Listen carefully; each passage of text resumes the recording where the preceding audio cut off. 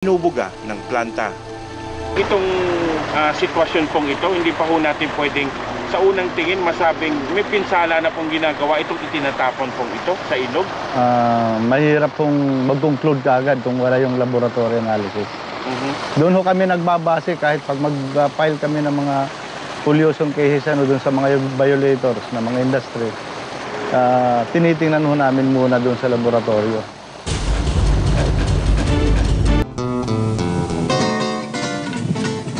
Sandali nating iwan ang kwento ng ilog sa Bulacan at gumawi tayo sa Maynila sa ilog Pasig na pinipilit buhayin.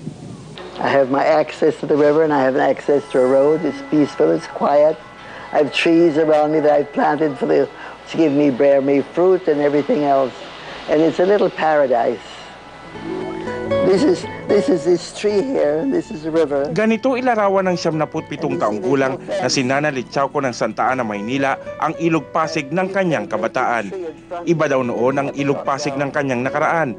Katunayan, ipinakita pa niya ang ilang larawan na kasama ang kanyang mga kapamilya, gaya nito habang namamasyal sakay ng bangka at naglalayag sa ilog Pasig. Ngayon, hindi na niya alam kung mararanasan pa ito ng kanyang mga apo sa tuhod.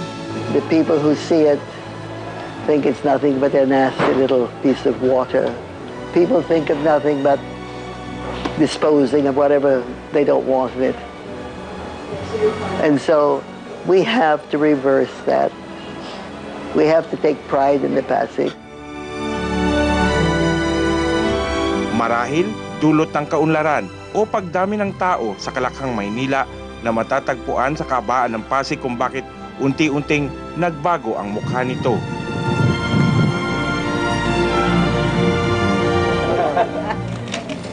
Si dating unang ginang Amelita Ming Ramos ang nagkaroon ng inisyatibo na buhayin ito noon sa pamamagitan ng kanyang proyektong Piso para sa Pasig. May mumuntimang tagumpay ang proyekto ng dating unang ginang para isalba noon ang ilog Pasig, makikita at mararamdaman kahit paano ito ngayon. At tila mahabang laban pa ang susungin ng mga nagmamalasakit sa ilog Pasig. Sa mga sangay o tributaries ng ilog Pasig, nakakubli ang makakapal na basurang tumatapon dito, gaya sa San Juan River na isa sa malalaking tributaries ng ilog Pasig. Napuntahan ko ito ilang linggo ang nakaraan.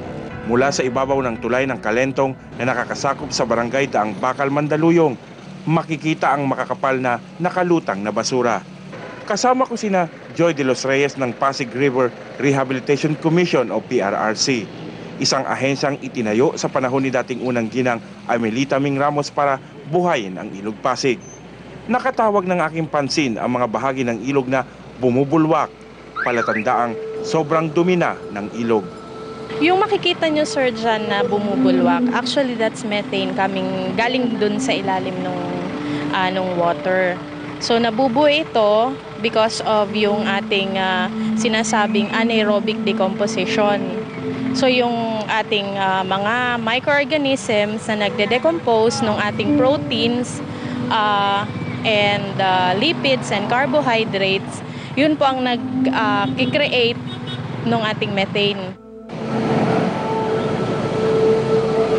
Ang San Juan River ang maituturing na isa sa pinakamaduming tributaries ng ilog Pasig sa Kalakhang, Maynila.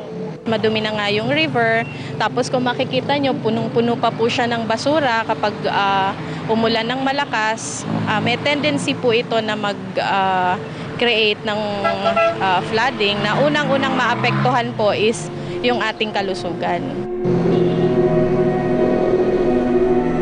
Ireklamo man ng mga residente